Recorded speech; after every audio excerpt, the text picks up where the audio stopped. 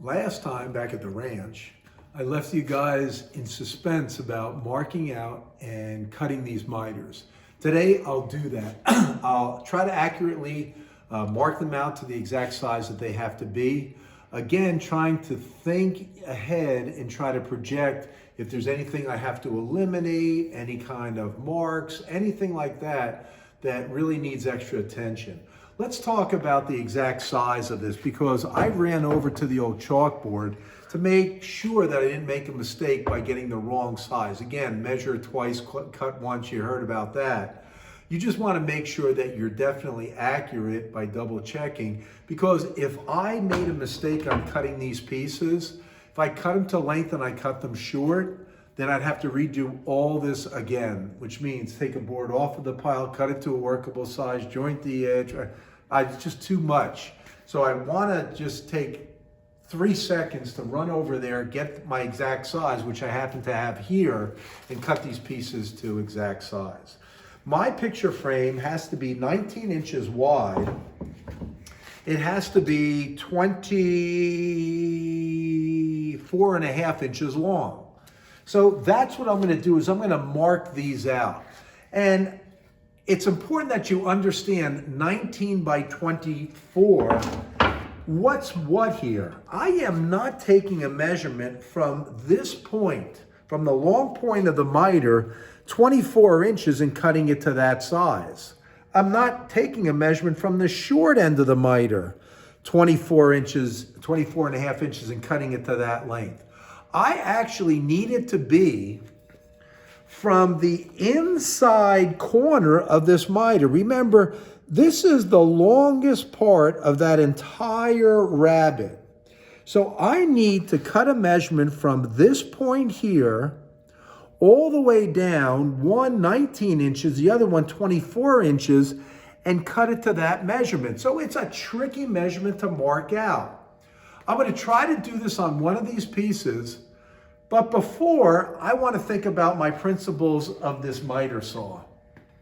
I mentioned to you guys about squaring an end and cutting to exact length. I also mentioned about using a stop. If I have to cut more than one piece to a certain size, the same exact size, I want to use a stop. I think I would be a perfect candidate for that with these cuts, because I have 4 pieces that all have to be 24 and a half inches long. I have 4 pieces that have to be 19 inches long. So let's see if we can't mark one out on each measurement and line this up and cut them so that they all come out perfect to the exact size. Come over to this side and you could probably get a better idea of this. I want to take one of these pieces, but before I do this, I have, let me see, 3 pieces that are the short measurement. I have 5 pieces that are long measurement. Which ones would I use for the long measurements? Chances are the 4 best, because it's going to show the most amount of wood. If there's something I want to get rid of on these long pieces, I need one long piece to give me a short piece at 19. So with that in mind, what I did was I chose this piece, because if you look at this, this is the only board that I have that shares heartwood with springwood. So what I'm going to do is I'm going to measure from this point and make this a short piece. So I'm just marking that as such. I put a little S there so I know that that's going to be the short piece. What I want to do is I'm going to mark these out to the exact length that they have to be. Again, I'm going to mark and cut the long pieces first, because if I mess them up, I might still be able to use them for the short piece. To tell you the truth, the difference in measurement, I don't think I can take my short piece and use that as a long piece, so I got to be dead on with this, pretty accurate. I'm going to take a board with the mitered end, and understanding that I have to take a measurement from this corner down 24 and a half. I'm going to show you how I do this. I'm going to take my tape measure, put my tape measure with my index finger right on the end, and butt that right up against that corner. So right there is the very end of my cut. Then what I'm going to do is take my tape measure, and if I extend this over, let me get a piece of scrap wood, I'll slide this over here. If I don't have anyone who's nice enough to mark this out, I'm going to line this up at the very end of that miter on that corner, and I'm going to put a dot at 24.5, which is what I did before you guys got here. So if you look at this, that's pretty accurate at 24.5. Then what I'm going to do is I'm going to take my combination square with the rule of putting my rabbet on the short end of the miter. I'm going to take the combination square, flip it around, butt it right at my 24.5-inch mark, and I'm going to draw a line across. So right here, that's the mark that has to be cut for my long measurements. All of these pieces have to be cut to the same exact measurement. So the question is, do I have to mark every single one of those pieces? And the answer is no. If I'm smart enough and I'm accurately enough setting up a stop, I can just cut 1, 2, 3, 4 right as they go. I'm going to mark out my short piece now. My short piece, if I double check my measurement, has to be 19 inches long. And I did the same exact thing on this. I only marked it to 19.5. I took my piece, just randomly selected this one, take my tape measure, slide this even with the very end. Again, I'm lining up my index finger right to that very corner, and I want to line up my tape measure so it lines up to 19 inches. I put a mark. I'm going to take a combination square. Thank you, cameraman. I'm going to butt this up against that mark and extend my mark at 19.5. So this measurement is my short measurement. This measurement is my long measurement. Like I said to you, what I'm going to do, because I'm in the habit of cutting the longer pieces first, I'm going to see if I could set up a stop and cut my long pieces first, then my short pieces first. Then I'll do a little sanding and probably glue this thing together. To work on this, I don't need my tape measure anymore. I want to figure out how I want to cut this. So I'm going to take my board, butt it up against my fence. I'm going to slide it over so that the saw blade is now to the right-hand side of the line, because remember when we talked about the bandsaw, I never said you guys cut on the line, you cut to the line. This was the first example of cutting to the line. You did it when you were making your footstools with your very first measurement, and it just repeats itself. So I'm going to make sure that that saw blade cuts to the right-hand side of the line, because that's my waist side. And what I'm going to try to do is set up a stop on my left-hand side. So after I cut 1, I could cut 2, 3, and 4. Let me get the stop out. So here's my bad boy. Which way does this go?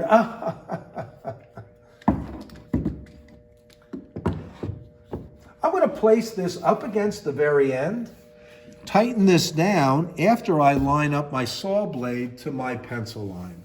So let's see if you guys remember this. If I'm lining up the saw blade on this miter saw to accurately cut, what part do I grab the saw blade? What part do I grab the saw and bring it down with?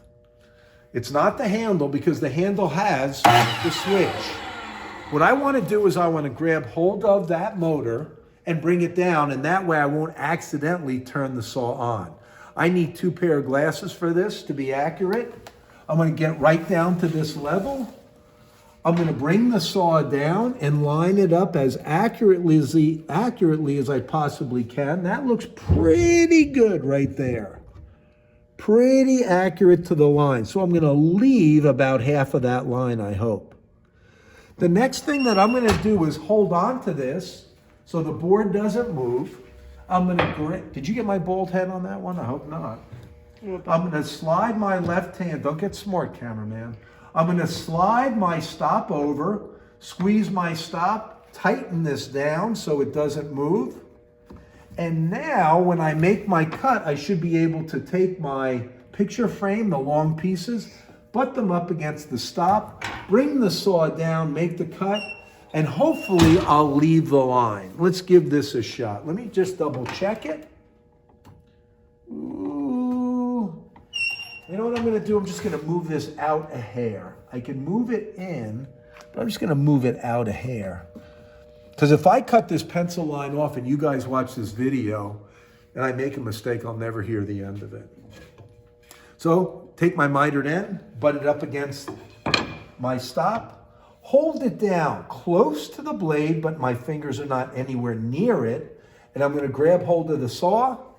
One pair of glasses required. And I'll make my cut.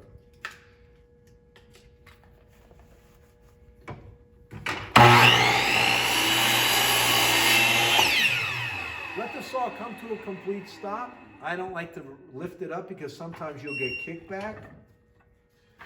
Oh boy, how did I do? If you look at this, oh my gosh, you'll notice a shadow of that pencil line. So if I lose the pencil line, the piece is less than 24.5. Right now I still see pencil line, so I'm in good shape. Now we'll take the other 3 pieces, I'll cut those to the same exact length, and I'm really happy with this cut.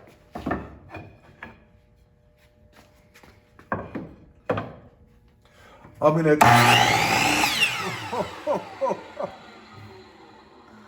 yeah, oh boy.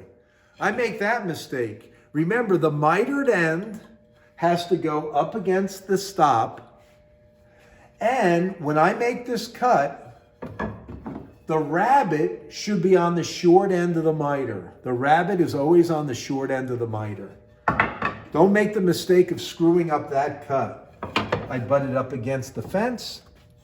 I don't have to mark this at all because I'm using the same stop. It will be exactly the same length as the other piece.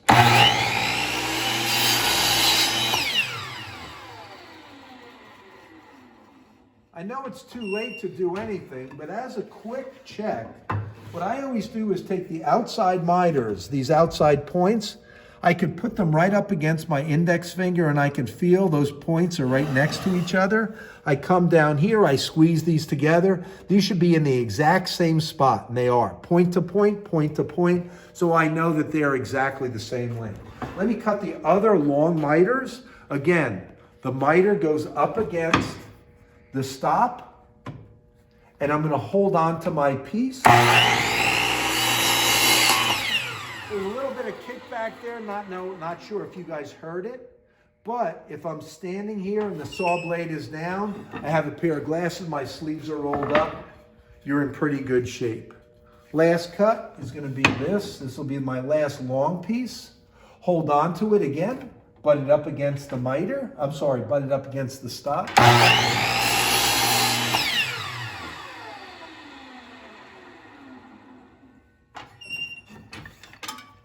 So my 4 pieces are now cut to the exact length. Notice that this one has a little bit of a curve to it, and I'm hoping when I glue this together that that's going to straighten out. So this piece might be a bit of an issue. We'll see how it goes when we get a little bit closer to assembly. Going down to the short pieces. Remember, this is the one that I marked out.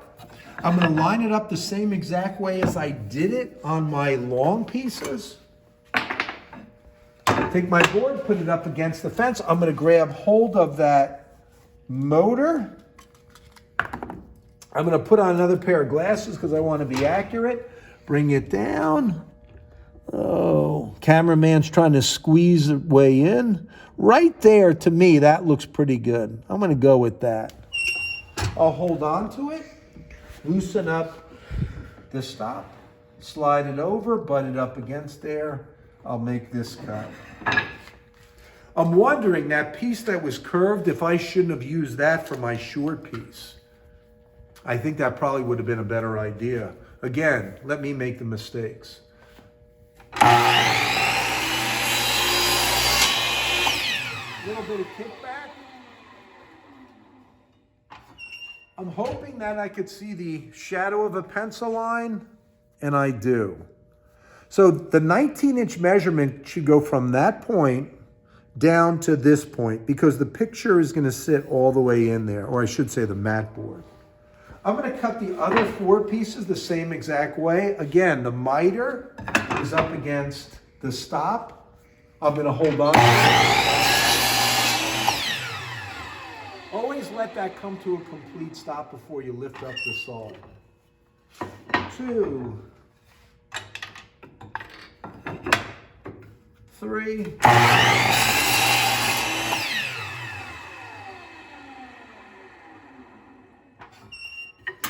And this will be the long one. Of course, this will be nice and straight. It should have been that curved one I should have cut. I didn't notice that, to tell you the truth.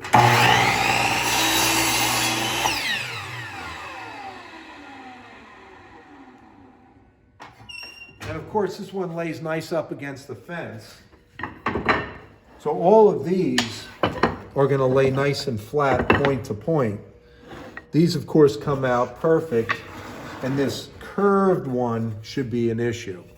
The next thing that I'm going to do is I'm going to get ready to put this together. But there's a huge step that you have to complete before you're actually ready to glue this together.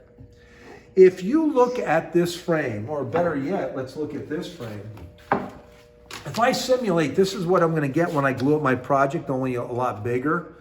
Once this thing gets glued together, you could forget about trying to sand this inside edge. It's actually an inside surface. Because if I try to sand this, I can only go so far before I hit my fingers on these. So the thinking is the hard part. I'm going to plan ahead. I'm going to take all of these pieces. I'm going to go over to my workbench. And what I'm going to do is I'm going to sand the inside surface of each one of these. I'm not going to sand anything else. I'm not going to sand the backside. I'm not going to sand the outside surface. All I want to do is sand this inside surface because once this whole thing gets glued together, I'll never be able to touch it. I have to go with the finished sanding. So I'm going to do this with 80, 120, 220. If I want, I could do it with 400, 600. It's up to you how crazy you want to get with this. But I want to sand this all up so that when I finally glue the whole project together, I don't have to touch anything on the inside. And all my work is going to be on the outside. The inside will be completely done. So let's take a walk over to the old workbench. And I don't know if you guys want to be bored by me sanding these 8 pieces. No? You sure? Come on. I just want to make it clear.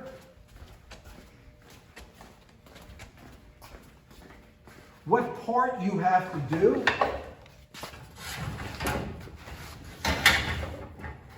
Here's another thing, psychologically. I have 8 of these pieces. Which one would you sand first? This one or this one? The correct answer, and this will be your question, if you have longer pieces or shorter pieces, which one should you sand first? Sand the longer pieces first. Because if you get the longer pieces done first, psychologically, when you get to the shorter pieces, you'll be like, hey, really, that's not so much work. I'm going to take this piece, I'm going to put it in the vise. Note what part is facing up. It's that inside surface. I'm going to tighten this down pretty well. I'm going to start this with a piece of 80 grit. Piece of 60 grit might be a little too much. I'm going to get a piece of 80 grit. And I'm going to sand this inside surface with 80 grit. Here's a stupid little thing that I'm going to share with you that's happened to me many times. Maybe 10 times, maybe 12 times. I can't tell you how many times I have taken a board, put it in the vise, and I started to sand, and I didn't tighten this down very tight. I take my board, I put pressure on this. This is loose. When I put pressure on there, it comes up and it smacks me right in the face. I remember it happened on that work table right over there, probably about 3 months ago. And what's the first thing you do when you get hit in the head with your own board? The very first thing you're going to do is look around to see if anybody saw you make an ass of yourself, because that's exactly what happened. When that happened, I went home, I had a mark on my forehead, and my wife said to me, what happened over there? And of course I said to her, well, it happened when I was changing the oil. I was underneath and I got scratched by one of the Johnson rods. Yeah. No, it didn't happen that way. The idiot put pressure down on a board that wasn't in the vise very tight, and I got hit with it. What's worse than that? Here's what's worse than that. I remember sanding a piece that looked like this. I put it in the vise just like this. And what I did to sand up here, I took my abrasive paper and I straddled my board. I pushed down on this, and oh yes, the rest is history. So that's probably happened to me maybe twice. Hit in the head probably about another 8 times. So when you take your board and you put it in the vise, please be aware that you don't want to be made fun of or made a fool. Make sure that's nice and tight before you sand this. When I sand this, 80 grit. Remembering that that's the surface. So I don't have saw marks. I don't have anything to clean up with that. There's nothing that's nasty. I like to break the edge just to make it feel a little rounded. But you shouldn't sand this crazy. Again, I'm going to fall in love with a piece of 80 grit, and that's the majority of my sanding. Next thing, move on to a piece of 120 grit. I'm folding it into thirds, same exact way. Grit my teeth. It's in the vise. I'm not getting clocked in the head. And 120 grit, I don't have to sand it nearly as much with 120. I'll move on. I'll get a piece of 220 grit. Nope. Yep. 220 grit. And with the thinner abrasive papers, in terms of the thickness of the paper, you'll probably find out that you could easily burn yourself because you're creating friction. By the way, nothing happens if you go like this. I've done it. I see kids do it all the time.